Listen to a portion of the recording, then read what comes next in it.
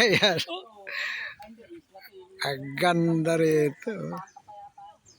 Oh, parang dugtong lang eh. Oo, magkarugtong lang yan. Ayan o.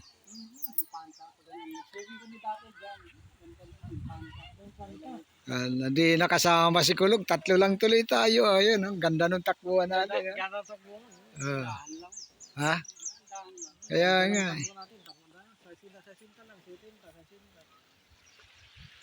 Ganda ng lugar. Oh.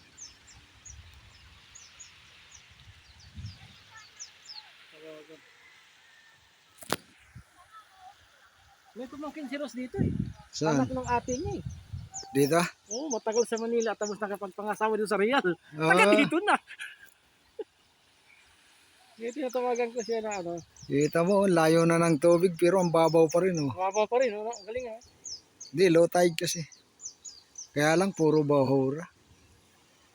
Tatalas ng ang tatalas ng ano niyan. Hindi na nga dati, nung bago lang kami dito, bato talaga yun. Bato talaga yun.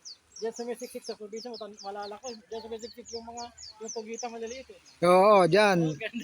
Saka yung mga ano, yung mga alamasag. Ha? Oo, Nandyan sa mga bato-bato na yan. Wala lang high school kami, elementary, talagang pagka wala ng alas 5, 4 media. Ngayon, nandito kami sa Real Quezon ngayon. Saan nila may Will banda? Sa dagat kami. Nandito kami sa Real. Dumaan kami ng dagat oh. Dumaan kami ng dagat. Sa Real na kami. Sa Real. Sa Real na kami. Oo. Kung nagpupunta kami rito, punta, iniinom ko dito maghapon. Boko, kasi yan naman, boko. Sungkit lang namin. Ganda ng dagat. Real. Wala nang signal. May signal nga eh, doon wala eh. Yeah. Yung baha dati. Yung bumaha dito.